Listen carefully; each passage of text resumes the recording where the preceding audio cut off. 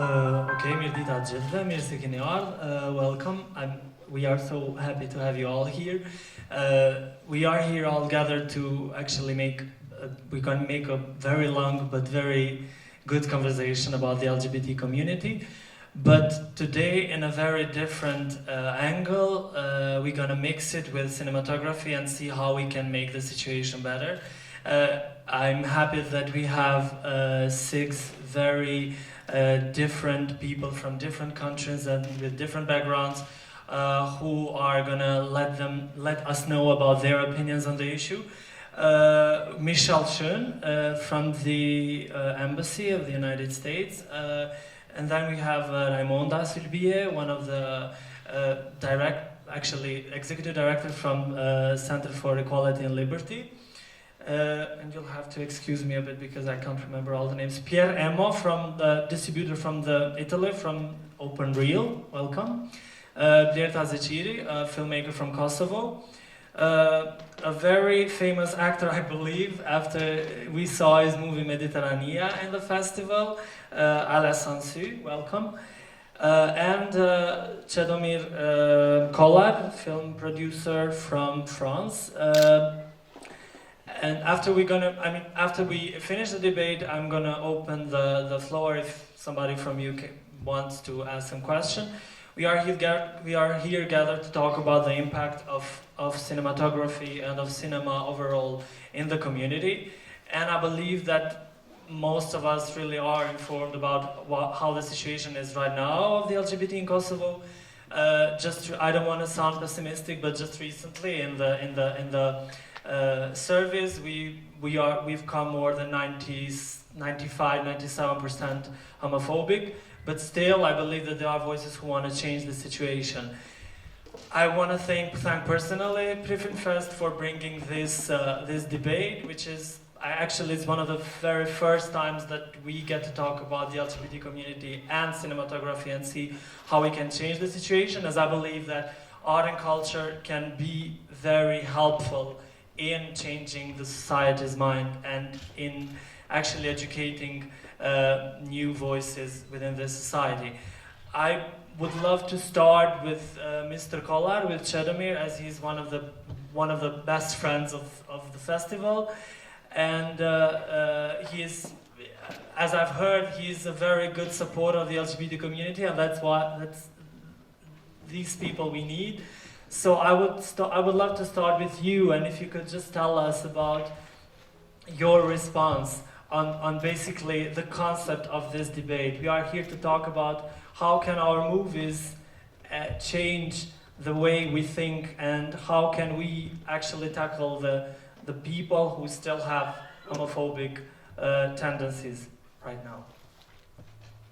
I'm really proud that I'm here, and one of the reasons I like PriFest and that I like, to be honest, Kosovo, is that there are people like Vjosa and all the team around her that were capable to bring something which is called Let It Be in a festival in a place like Pristina. Just to give you a short introduction, I was born and educated in former Yugoslavia when we lived together in the same country. That country does not exist since 25 years. And from the very beginning, when I was 15, I, as we like to say, came out. And it was in former Yugoslavia. I left the country when I was 25, but not for the sexual reasons. It was just the fact that we could live. It was pretty free country. But I left because it was too tight to me. And in the job that I decided to do from the very beginning, which is film production, took me far from Yugoslavia, from what was Yugoslavia. But just to tell you how the situation was, I remember it. I was sitting at this very similar panel a few years ago in Sarajevo, at the Sarajevo Film Festival, and it was a year after the Queer Film Festival in Sarajevo finished nearly in blood, yes, in blood, with all these Wahhabis which were attacking people. And they made a very nice panel with a lot of professionals from our film business, which also are openly gay, from San Francisco Film Festival to Fortissimo's president, etc., etc. And it was a very interesting debate. And I'm so happy that you have the debate now here, because I think that what we can do more than cinema is ourselves, first of all. And you know, when I was in former Yugoslavia, there was something very interesting. It was legal, and the age of consent was 14 years. And whoever would come from abroad was shocked that it is same for gay and straight people. The age of consent was 14. Today it's considered as pedophilia. And this was something which was so strange. We did not ever think of it at that time. But it was hidden. And what I see here now, I think that the whole battle would be not only making films, but because I think Blerta will talk more about that, because that's the very concrete example of something which is made here, is the fact how we should try to work on people's minds. And you have something which seems for me, from outside, which is quite positive, is that religion is not so present here. It looks to me from outside, because religion is a cancer of LGBT. And as long as we do not fight against that in the first place, it will be much easier than to fight the governments and laws and ministers, etc., etc. Because whatever of the three monotheistic religions is just unbearable for gay people. And that's what makes you feel so, how can I say, so guilty, in a way. And this comes from families which are religious. Open-minded families are very rare. But I noticed something else which is, I think, very important to face today. It's the internet and the chats. And I must tell you that I am on several gay chats, which work even here. And Grindr, and Gay Romeo, and Scruff, and Harnet, they all work here. And there are plenty of people there. And in a certain way, I was so surprised, because most of them do not show their faces, which is not something typical for Kosovo, but I think it's typical everywhere, basically. And this, I think, is a kind of rebellion, however you take it. And thanks to internet, it's not only that the internet is changing our business, with VOD platforms, with Netflix, etc., etc., it's changing even the LGBT community. And I think that that is something which should not be hidden, because I think that a lot of people, you can hide your face, but go to these things, you can meet people, you can exchange ideas. It's not only sex, even though it probably is the most important part of it, but also you live in a country which is not blocking it, which already is a huge step forward. Because I remember when Turkey was blocking it, you have countries where you can never imagine that you have if you do not have an IP address which is out of the country. So I think that already the fact that nobody is blocking it here is a step forward. It looks not important. It looks completely segregated to one community. But nobody's looking, I do not know, the straight sex or whatever internet applications that you can have. But it's interesting how this can also move the frontiers. I do not want to talk too much about it, but I think what cinema can do, go back. I knew Blerta's screenplay before. I read it when she was still preparing the film. I really liked it. I said that this morning when I was talking about how Balkans can be sexy for cinema. And I think that the projects like this can be very sexy, can be very interesting. And whenever I could, I tried to make films about gay subjects. I remember it was easier before because it was more interesting. We had also one, in the pitch session, we had one screenplay and one story which was openly gay, the Macedonian one. But now it became kind of abused, too much used subject. It's used all over the world now. After Brokeback Mountain, I think that it became a major commercial thing, which is in a certain way doing a very, very bad service to us. And I think that as long as it is brought on a commercial level, it is not against homophobia anymore. And what we can do is just to try and finance the films, which meaning that if you can find the money, and Blerta will tell us more, it's already a step against homophobia. But the main thing is, I think, really, is that we have to introduce laws which will consider homophobia as a criminal. As You Like Me, or in French it was Embrasse-moi Pasqualino. It was a film with first-time director, first-time film, with the cast of Monica Bellucci, Vincent Cassel, and Enrico Loverso. And the story was about two school friends, which one became a policeman, a carabiniere in Italy, and abandoned her, which is Vincent Cassel, and abandoned his girlfriend, Monica Bellucci. Can you imagine, it was 20 years ago. She was barely 30 and something. To go with his transvestite friend, which was Enrico Loverso. I don't think, if you're not Angli, that you can put such a cast on a gay transgender film today. So that's, unfortunately, it's you pay the fact that these subjects became commercial. So you cannot get any more these actors, which in a certain way did it because they wanted to fight against homophobia. So that's one of the films I made which I like the best. Filmmaker from Kosovo, and she's just now, I guess, going through a project that really deals with the LGBT community. I somehow consider myself a human rights activist. And that comes before being a filmmaker itself. For me, it was very important. It was a long time since I wanted to make a film on this subject because I was. Let's go from earlier. When I was in Paris, it was the first time that I was. Let's say I had more information on this.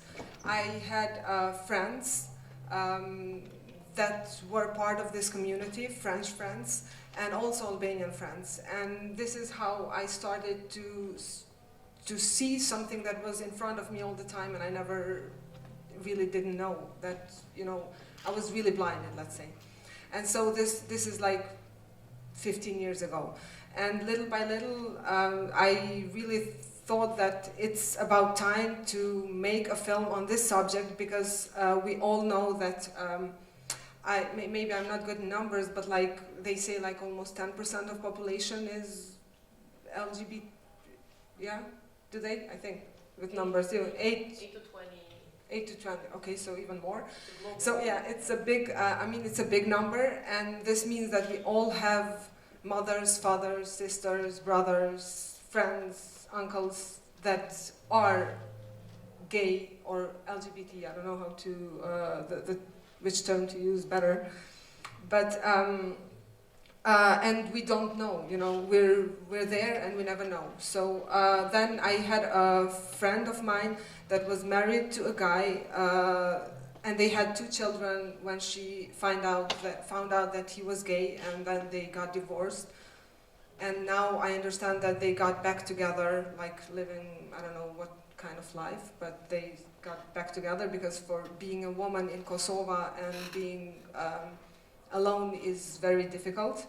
And in the same time, I had a very, very best, almost a best friend that is gay, and he was telling me all the time what the problems were here. So I wanted to make a totally different film in the beginning about a love story, but then this friend of mine, he convinced me to make a story about two people getting married, because he said that this is actually something that is really happening now in Kosovo, and even people that are, he was telling me that after the war things started to open up, and then nowadays they started again to close. Like even people that would never think that they would get married, they wanted to be open and to live their lives. Now they're kind of thinking to get married because it's very hard and difficult for them even to find partners that will be with them, because they are afraid that if you're not in the same condition, you can, I don't know, create problems or stuff. So my friend was really struggling to find partners here, and I'm very happy for him that he left Kosovo, because it went to that point that he said, either I have to get married or leave the country. Yeah, so this was why I started to make this film, and now I've been working on this film for 4 years now. We finished the shooting and we're in process of editing.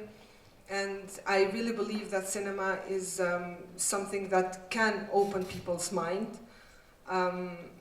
And I strongly believe in that. Also, I think cinema is very expensive. And if you don't use it to do something good for the society, sometimes I really feel bad about doing films for nothing. Either you do films to make money or to, I don't know, to help, to open minds about something. Yeah, I just need to say one more thing, because 4 years ago when we were at Sundance Film Festival with my short film at that time, me and my husband were, since we were really thinking about this this problematic that is here, we were thinking that maybe it would be good to bring a film festival here in Kosovo, and we went in a party of Outfest, which is one of the biggest, I think, gay film festivals in the world. And we talked to the people there, and we thought that we were going. It would be a good idea to bring this festival to Kosovo, because it's good for people to see films like this here. And then we talked, and it was great, and then we had an award there, and we came to Kosovo, and we started thinking about the film, and we completely forgot what we started. And then 1 year after, at Sarajevo Film Festival, I met with, I knew Vjosa from a long time ago, but we were discussing this, and I told her about this contact that I had, and she was so, it was amazing, because she said, yeah, we would love to do something like this, and please, yeah, put us in contact. And I put them in contact, and then 1 year after, the program Let It Be happened. So I'm really glad to have been a small spark in this program. Thank you, Blerta. I'm going to come back again to you and Cedomir. We know the film, for example, Parada, which was very famous some years ago, and I think that played quite a good/bad role when it comes to the LGBT community. But I would love now to talk more about another perspective. We have here Michelle. She's an activist actually for quite a long time, and she's been working in a newspaper and then with other issues, but I guess that continuously she's had to do with the LGBT community. And you've been living in the United States all your life, but I would love to know the period in the 60s, in the 70s and 80s.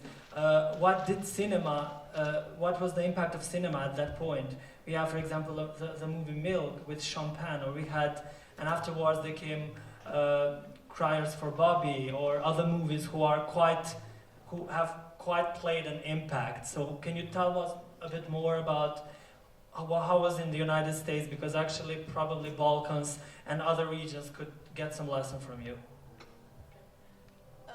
As he said, long before I was a diplomat, I was an activist within the LGBTI community. I know that television and cinema has an impact on acceptance of LGBT people and their pursuit of equality because it affected me. When I was 11 years old, back in 1978, Elton John came out during a late night television program. And I was like, finally, there's somebody else like me. And it was the first person that I knew for certain was somebody like me. And that gave me the courage to begin to move towards living my life with some dignity. I've said this before, and even the ambassador said this Saturday night, that the one thing that really affects whether or not people support LGBTI equality is whether or not they know someone who is gay, lesbian, bisexual, or transgendered, or intersex. And everyone does know someone who's a member of the LGBTI community, they just don't know that they do. And movies and television, when we see people who look like us, gives us the courage to begin that process of coming out. So in the United States, the gay and lesbian civil rights movement started with the Stonewall riots in 1969. And the very next year, you saw Boys in the Band come out and talk about issues of gays and lesbians in the United States. And what we've seen from there is a steady progression of increased acceptance of LGBTI rights, the struggle for LGBTI equality, and the recognition that it is the civil rights movement of our generation. In 2012, a survey was put out by an independent organization asking people about their attitudes about marriage equality, which is the big issue in the United States now. And 55% of people who were under the age of 35 said that they were influenced by seeing TV and movie showing characters of members of the LGBTI community in all aspects of life. One of the pieces of information that I pulled this morning when I was coming in talks about the number of, just on TV, the number of gay and lesbian characters that you see on TV. And you can watch the progression of the number of characters, the number of times people see someone gay or lesbian, transgendered, or bisexual on TV, and the movement towards accepting marriage equality as a civil right. From 2006, when there were only about 26 characters total in movies and television, and the rate of acceptance was 33%, to now just a couple of years ago where there were 111 and the rate of acceptance rose to 53%. All of this goes to say that we need to see people like ourselves in TV and cinema so that we have the courage to tell you who we are. Because then it's not the first time you've seen somebody who's like we are, and then you know that you know and love somebody who is LGBTI, and then you are more likely to be less homophobic. Thank you, Michelle. I believe that, currently I don't think that there's any TV show or anything in Kosovo that really has within it gay or LGBT people who are playing, as characters. And I would love to talk now to Rajmonda. She belongs to CERT, to one of the organizations that's working. The only thing that we saw lately was this Parada film, which was still patronizing, but also kind of stigmatizing the community. Yeah, thank you. So as you said, what do you think how it would be? It's in itself an answer that there is no movies that are actively shown in our national TVs. So basically, when I started doing my work, to be honest, there have been only few ways, few channels which we could use to either empower the community or increase awareness among the general population. Having in mind that when I entered activism, it was in 2006, the activism was still very underground and it was really functioning between the four walls. So there were a couple of people meeting regularly and trying to do something from the inside. When I compare it now to then, I can definitely say that the situation slightly changed. And when I actively started dealing with activism, it's basically after 2009, we've been discussing what should we do in order to change the perception. And it's very hard, so you work for a very underground, closeted community. And in the other hand, you need to work with that community, and in the other part, you need to work with the general public. But who is going to work with the general public when the community itself is quite closed? We have seen what tools we have, or what knowledge, what capacities we have to use to empower the community, and to as well start working with several specific target groups from the public. To be honest, one of the main things that we started was having open group discussions. And the second one was, okay, let's identify which movies do treat or do tackle LGBT topics. And we as an organization have started with the translation of the movies. The LGBT community in Kosovo, having in mind that the majority of the community is Albanian, so we have to be aware that there is very lack of information in Albanian language, both literature, movie translations, and as well. We have translated around 8 movies, including Prayers for Bobby, Milk, and etc. So if you ask me how I think it affected, it definitely had a huge effect. So when we screened the movie Prayers for Bobby, it's a movie that explains the Michelle time, how was it that time to come out to a family. And to be honest, showing a movie that was screened 40, 50 years ago, and it really related with today's reality in Kosovo.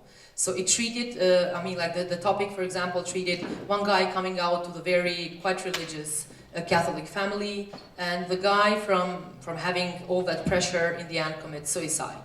His mother then turns into one of the biggest activists and supporters of the friends and families of the LGBT members.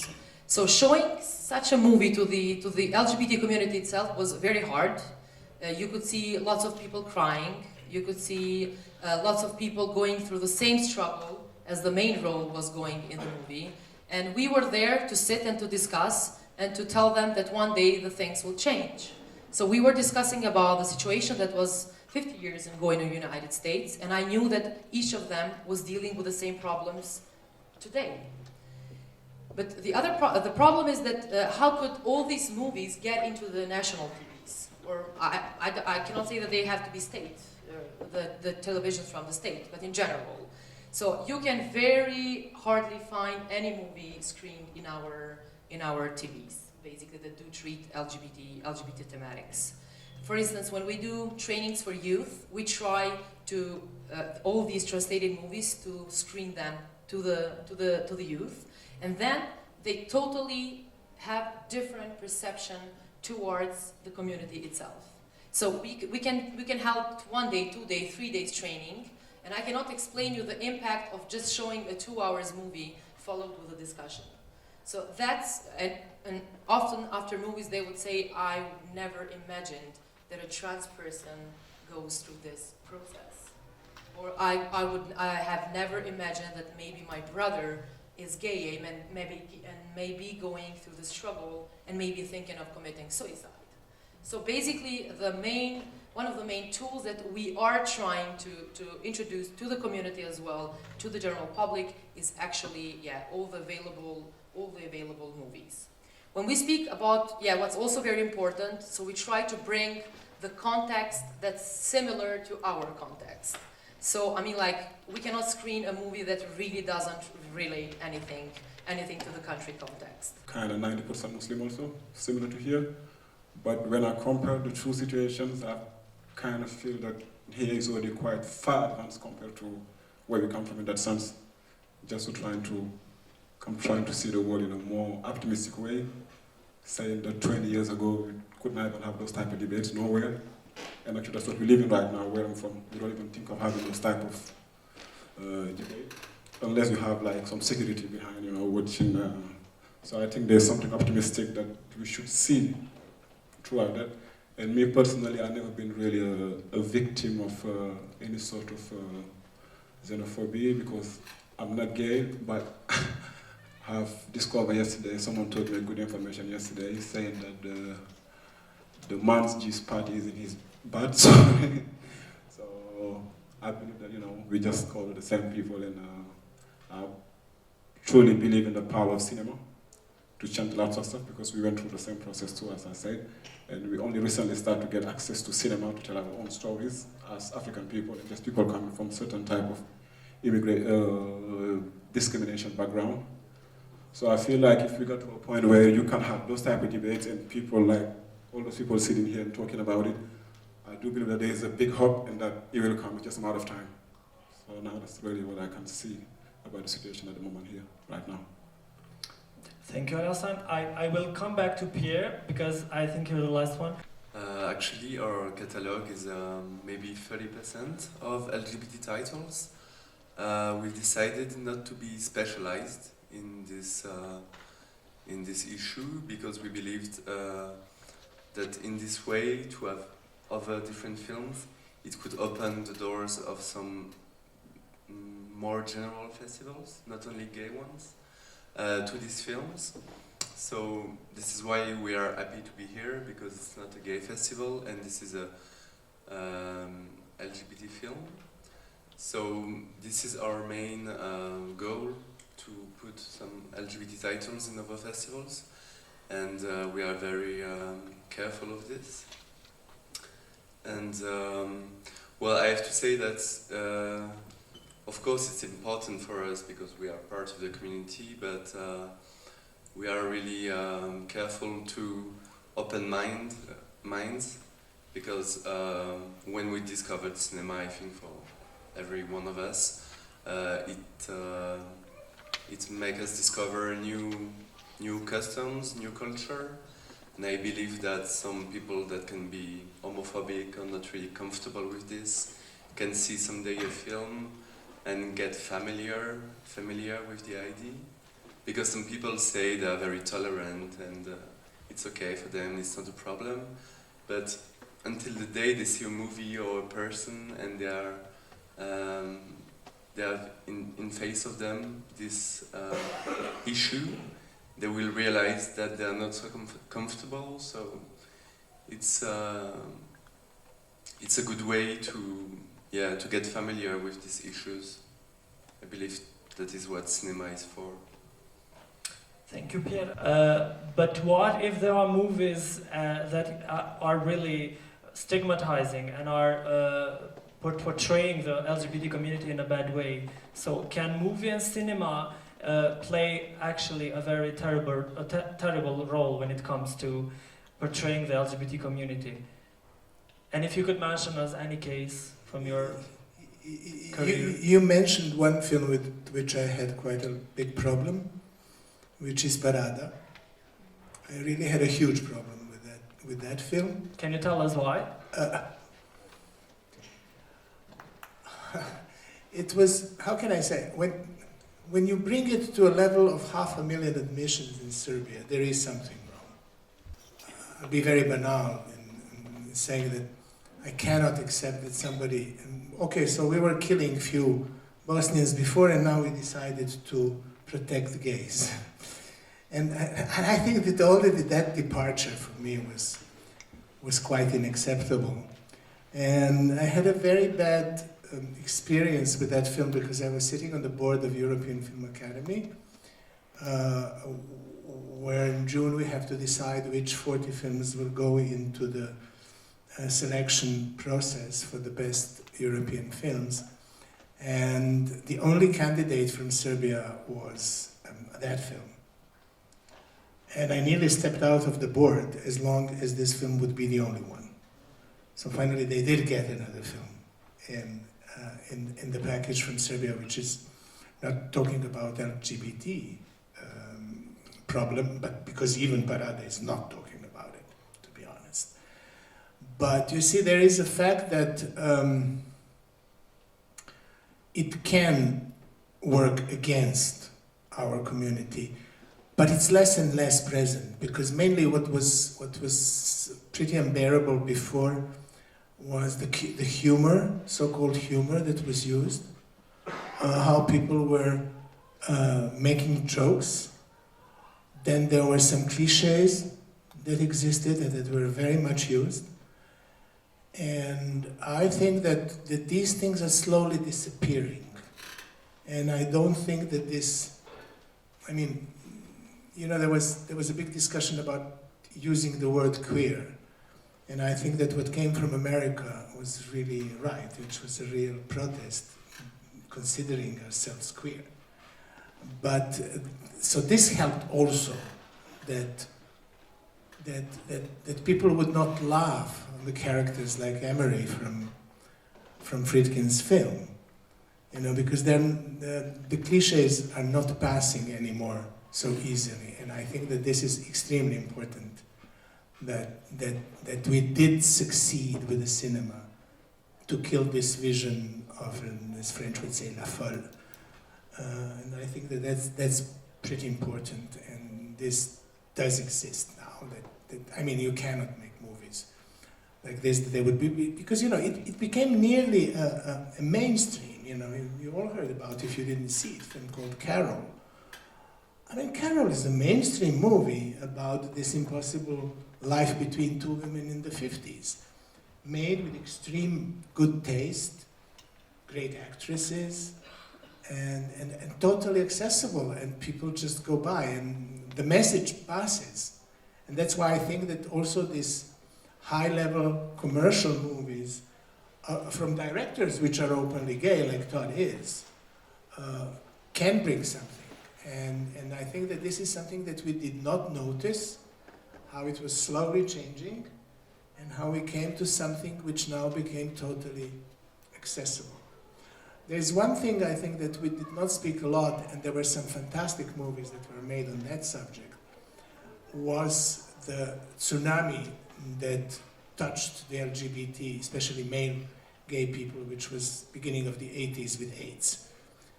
That was an extremely important, tragical, and very, how can I say, a turning point.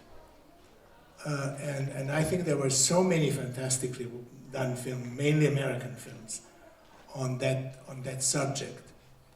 And now we don't have them anymore because now the medicine makes progress, and I hope that Kosovo makes part of more developed countries where you have access to medicine that can at least, how can I say, avoid death, prevent death. And I think that this also will change very much the vision of the LGBT community, and that's why also the movies do not exist anymore. If you saw the last few years, there are no more films on that topic as long as I know.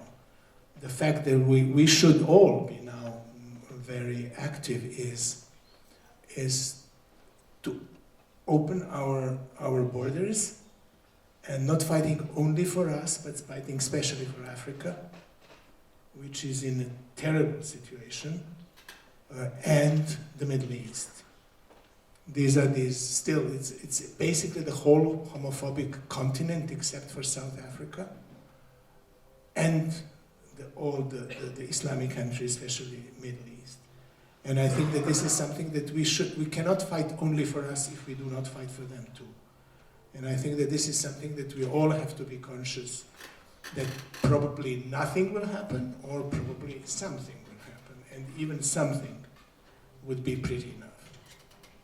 But I think that the movies, the negative side, maybe I'm too optimistic, but I think that it is disappearing. It is going down and down. And again, the laws against homophobia, I mean, very strict laws, which exist in most of the Western countries, played a lot. And I think that people, if nothing, are afraid that they will be put on trial and that they will lose. And I think that's another major step, which that's why I would like to see everybody, at least in Europe, be a member of European Union and being forced to implement these laws. You know, Europe is not so bad as people talk now. There are plenty of good things, but we don't know how to sell them. I think for me it's really simple. It's the fact that not a lot of films are made in Kosovo. You know, up until now, it's only recently that Cinematography Center of Kosovo, Film Center of Kosovo, started to make more films and to invest more money into films. Up until 3-4 years ago, it was really only one film every couple of years or something like that. So people had the need to say what they, I don't know, what it was closer to them maybe also. and for me it's mostly because of that, and I really don't know, but I wanted to say something, what Cedomir just said, and it's about the law. It's really true. I mean, we all know, but a few years ago I made a short documentary about LGBTI people in Kosovo, and it was this was my point actually when I made that short documentary, because I was looking around and I could see people talking and being openly saying the most horrible things that it should not be okay to say those things, and that was okay, but it was not okay to be yourself. And that was my point in that film, because I mean, for me it was really mind-blowing, let's say, when you think of it, how if you are saying things that you're talking hate speech, for that you should go to prison, and it's totally okay, and it's not okay to be yourself. So even in this film, what I tried to say, at least, it was that you had the people from LGBT community that were speaking with their faces blurred, and I could get a lot of people in the streets saying the most horrible things, and no, they're not even punished, and they don't even feel the fear that they could get punished. So I really think it's very important that, I mean, I suppose the law exists, but it's not it's not implemented. So gay men, lesbian women, bisexual, transgender people do have everyday pressure to get married, because family is something overvalued in Kosovo. So a family is only between a man and a woman, and all the efforts family have is to see their son married, to see their daughter married. And I should say that, of course, the economical situation has an effect in all this, because the majority of the LGBT community members do not live alone, or not independent economically. And in Kosovo, it's not that a culture. It's maybe becoming now, but it wasn't such a culture to live alone. So basically, you are living in your family, and you are facing all the pressure in your everyday life. I would like to give some hope to gay people in Kosovo. My name's Cheryl Johnson, I'm from South Africa. I'm a filmmaker, I'm a political activist, and I'm a human rights activist. From 1949 until 1994, South Africa was one of the most repressive societies in the world. It was against the law to be gay. There was a law, it was called Section 24B, the Men at a Party law, and that law said that if 3 men got together in a private space, it constituted a party, and therefore they were going to have sex, and it was illegal. And it was absolutely extraordinary, because women didn't come into it. It never occurred to these dreadful people who ran South Africa that women would fall in love, be attracted to one another, and want to be intimate with one another. Now, it changed. In 1994, the whole thing changed, and we wrote a constitution in my country that means that gay people can be free, they can live freely, they can do as they please, just as black people can. And you can turn it around. If you've got the will, you can turn it around. And I believe you can turn it around here.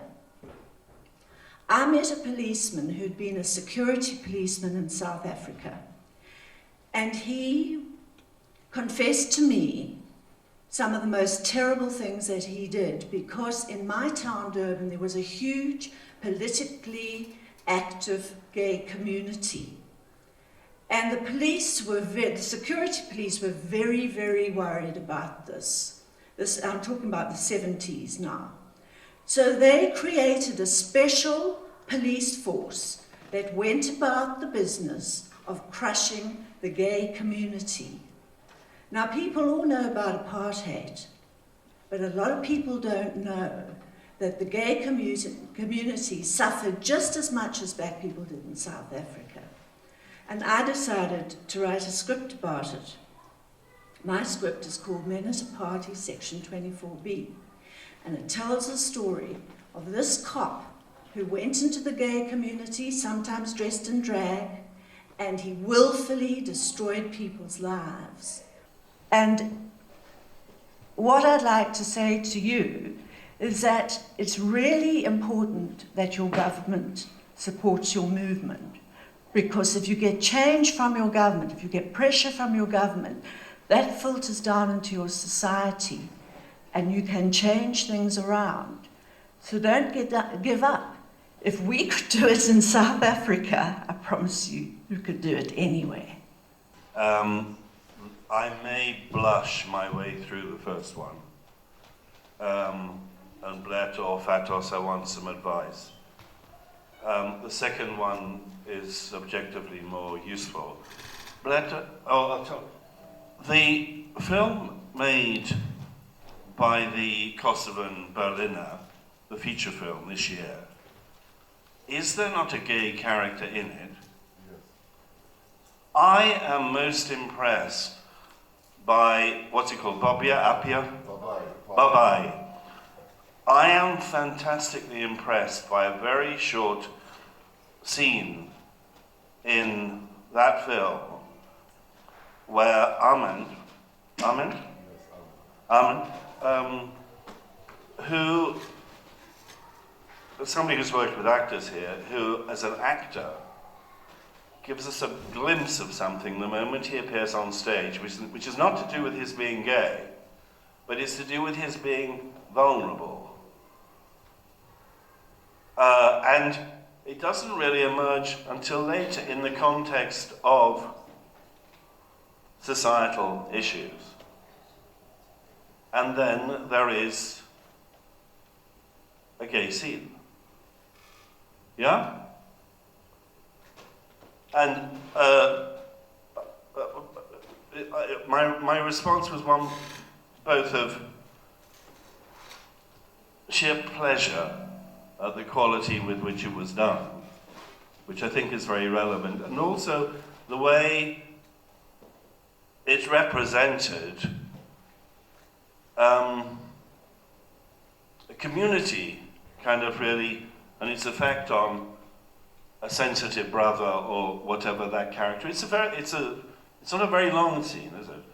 But well, then I'm not going to blush because I did see that, and seriously, you were all making me think that I'd sat through this film and turned a heterosexual scene into a gay scene through wishful thinking or something. But in what I do have in my background, objectively, is a kind of seminal English film which changed the career of Stephen Frears, who was here before with me, which is My Beautiful Laundrette, and which is the relationship between a Daniel Day-Lewis character, in a funny way representing something at the height of Thatcherism, in a relationship with a Muslim boy, young man. In a funny way, it was very important for both young Muslims and gay people in England, and I think in America partly. But it was about the quality of the story.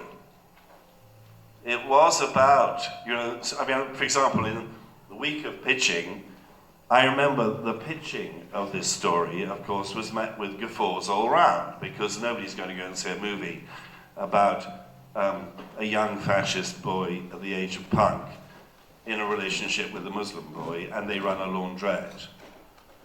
But actually, the passion with which Daniel Day-Lewis handled it, as somebody who's used to male kisses in his public school for all his life, like half of England,